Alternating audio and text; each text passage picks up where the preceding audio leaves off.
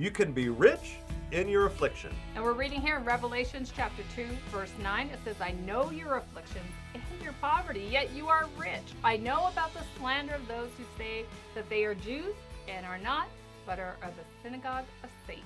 Jesus tells the believers in Smyrna that they are rich in spiritual wealth, despite the fact that they are afflicted and poor here on earth. That's right. You know, the Christians in Smyrna would have been completely outcasted from the local society, right? Right, and probably even barred from engaging in commerce and prosperity like the other citizens would have been able to do in the city if they were just accepted and really not a part of something that people thought was weird or that they didn't believe in because they weren't worshiping the same gods as they were. That's right. You know, the city of Smyrna had a thriving economy, just like the other cities in the region, with, you know, much of the economy was closely tied to the worship of false deities. Despite Smyrna being known as a thriving economic hub for trade, the Christian church and her people were noted by Jesus of having poverty and affliction. That's right. And the believers in Smyrna would seem to have been afflicted and, you know, have poverty because of their faith. They apparently chose their faith in Jesus first and the wealth that comes from heaven over the acceptance and of the people or earthly riches there in Smyrna. And when you treasure in heaven, it's not like an earthly treasure where we want more stuff. Right. Right. Yeah, but rather it's spiritual wealth that comes from a relationship with our God and not just stuff we collect in our homes or in our closets or whatever it might be. That might rust, right? See, we always seem to think there's value in having stuff, but you're blessed by heaven when you're released from the burden of needing to have that stuff that you fill up your storage unit with or something like that, right? Or storage unit. Now that means that our motive should not be to have wonderful things and riches in heaven, although we will, but that our motive should be to have more of Jesus here on earth as well as in heaven.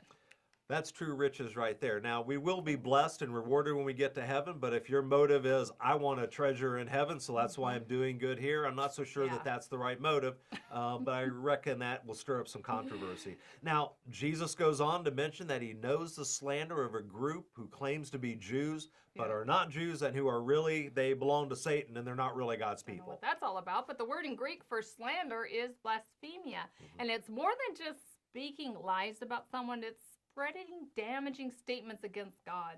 Right. In this situation, the synagogue members in Smyrna were no doubt spreading lies about Jesus and the gospel. And here's what it says actually in Matthew chapter 25, verse 15. It said, Woe to you, teachers of the law and Pharisees, you hypocrites! You travel over land and sea to win a single convert, and when you have succeeded, you make him twice as much a child of hell as you are. Let's hope that none of us are going out and we're trying to make individuals disciples of ourselves, because then we're making twice the sons of hell or children of hell as we are with that kind of a motive. Now, God is not interested in your earthly birth line, but really we think that he's more interested in your heavenly rebirth line, and that's in Jesus. Yeah, his concern about being a Jew in this passage is not about our earthly birth line, culture, or even our race, right? But about being God's children despite our human origin. These individuals might have been Jewish or possibly they weren't. You know what? Whatever. Who cares, really, you know? What matters is that we are God's children and a chosen nation through faith in Jesus Christ. And the Smyrnians were afflicted. They were slandered, and they struggled to make a living because of their faith in Jesus. Right. Although we may not be persecuted like the Christians in Smyrna, we will encounter rejection, cursing, and resistance from an ungodly world in some form or shape if we're living out our lives as Christians here, right? That's right. Or maybe it will be someone you know. And just like Jesus communicated and commended the church in Smyrna, he'll do the same with us and others.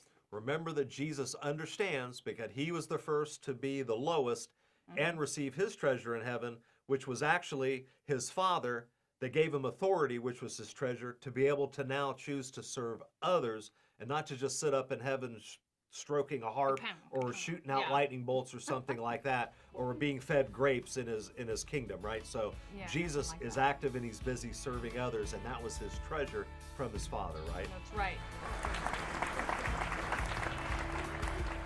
Thank you for joining Les and Tracy King for A Word on the Word.